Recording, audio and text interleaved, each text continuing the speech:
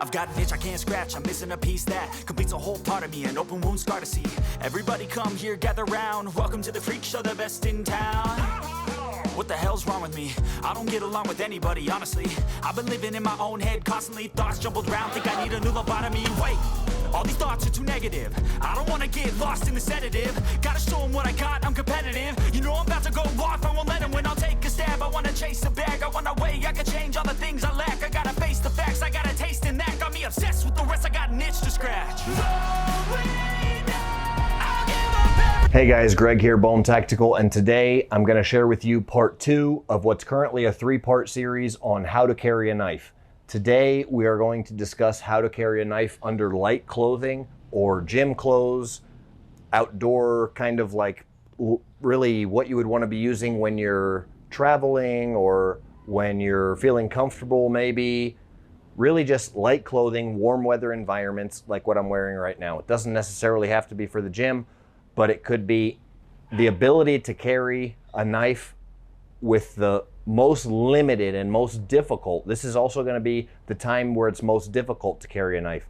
So remembering one of the most important things about carrying a knife is the balance between, over here we have portability and ease of carry, okay? Ease of concealment and portability versus ease of access and ease of use or effectiveness. So basically what we've got going on is one end of the spectrum, ease of carry, okay? Or how easy it is to carry around, and that's based on being small and an effective carry method. In episode 1, we talked about a folding knife being a myth, that it's easier to carry. A folding knife is actually a myth. So we will discuss today the truth about ease of carry, which the truth about ease of carry is that neck knives are probably some of the easiest to carry, easiest to access, best on the spectrum. So we're going to talk about neck knives, but I'm going to share with you one of the biggest tips and tricks today, and that is carrying a knife on your keychain, okay? And this is what I recommend for women generally, but guys can, use it too. It depends on your lifestyle, and if you're not really dedicated necessarily to self-defense or maintaining a proactive EDC or being a protector of those around you, then I think the least you could do would be to carry a knife on your keychain. Talking about ease of carry and portability, like I said, it's always a balance with how effective the knife is. So if it's smaller, it's easier to carry around, it's easier to conceal. If it's bigger, generally speaking, it's easier to use or more effective, and it's often easier to access if it's larger. So there are some slight outliers to the rule. One myth is that folding knives are easier to access and easier to use, and then another outlier would be something like the EDC Kank, that even though it is very small, it's still extremely easy and fast to access, and it's still extremely effective because of superior design and technology. But generally speaking, the bigger the knife, the more effective, and the bigger the knife, the harder it is to carry and conceal. Like I said, we have exceptions we'll talk about, but first, I'll talk about the biggest tip and trick I'm going to share is carrying a knife on your keychain. Really quickly, why is this? Your natural self-defense pose is also what's trained is here to cover the temples, sides of your face, masseter muscle, elbows come in and cover the rib cage, okay? So you're covering basically like this, and that's any trained martial artist, no matter what martial art it is, that's going to be the most advanced concept of your home position, whether you're strong side, weak side, or right-handed, left-handed, however you're going to be moving from there, you're still in this position here. So, and it's natural as well. It's a natural, fetal position that the human mind also has something of a basic, something like that. Chin down, protects your neck, okay, head down, because this part of your skull is the toughest and one of the strongest parts. Anything on your head right here is very tough.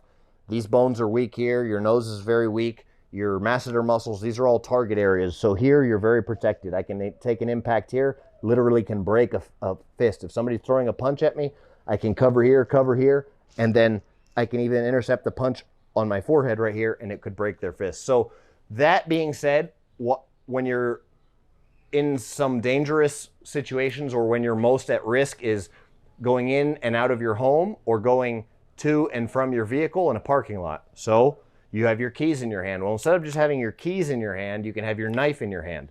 Obviously, this is my theory and my idealism behind the development of the bone breaker, the world's most effective, currently, world's most effective self-defense tool, multi-tool, okay? We're talking knives today, so we can transfer that into knives and be going in that dangerous situation, having the knife in your hand along with your keys, and then going to that natural position. From there, I'm just here, okay? And then from here, if I realize that that threat becomes real, then I open the knife and I have the knife, okay? From there, we're discussing self-defense, knife fighting, whole different topic. This is a little open nail knife that was given to me by a friend in Israel, a little limited edition thing. Not what I would recommend. What I would actually recommend if you're going to carry on your keychain is a Spyderco medium to large size knife. Spyderco has a little hole in there. The blade sticks out pretty far, and they're decent folding knives as far as folding knives go.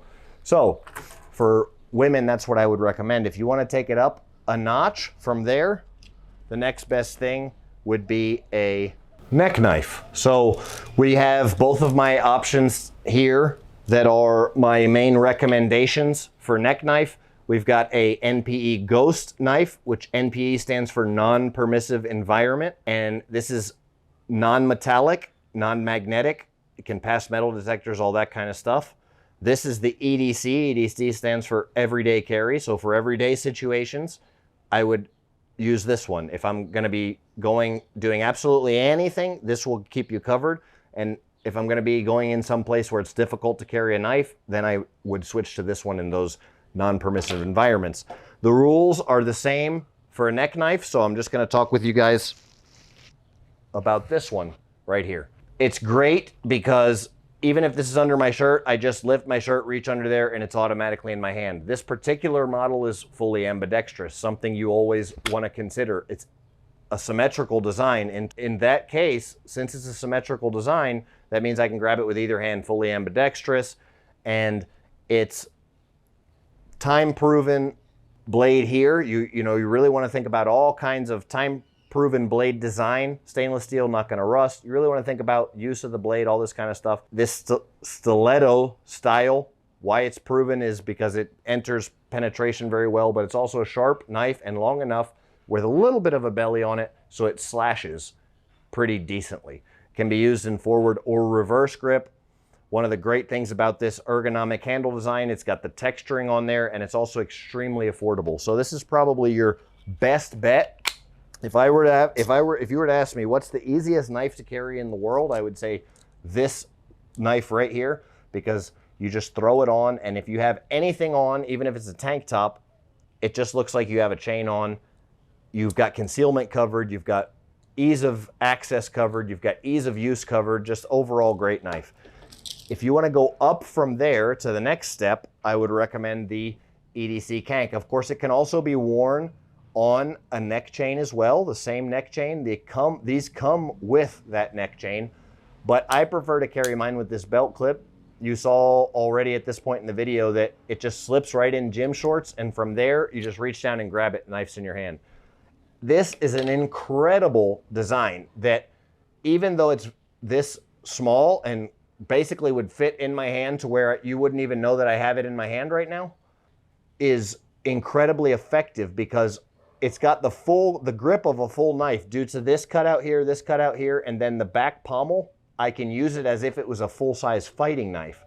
It's really just crazy how effective these EDC Kanks are, as well as this recurve on the blade means that it puts forward pressure slashing, so it does an incredible amount of damage slashing, but then a traditional Japanese style stabbing point, like what you would see in a katana or a samurai sword or a tanto knife from back in medieval Japan, you can get some incredible penetration. So just an absolutely devastating knife, a little bit more geared towards self-defense than this particular knife, to where it can be used for literally just anything. But this still works great for bushcraft tasks. You could skin with it. You can do anything really. It's kind of the end all be all. I will say that it's a little more expensive. The EDC Relentless is a budget friendly knife, and the EDC Kank is the high end version of what you would want if you're gonna be wanting a knife that you can carry absolutely any time. And the reason that we're discussing this is because we're talking about under light clothing. So these are all knives that a lot of people don't realize that you can carry a knife this large under very light clothing. And now I'm gonna share with you a really very little known trick as well that many professionals use to carry up to full-size pistols. You could carry a Bowie knife, something extremely heavy and large, concealed with gym shorts on, just with this right here. And you guys saw already as well at this point of how this is worn, okay? It's very secure, heavy duty nylon webbing. So we're talking hundreds of pounds of breaking strength, not gonna break, very tough. I just slip it through here. So there's one secure method. I can also do a double security here where I slip it through here and don't even need the Velcro. So slip it through here, then double it through here.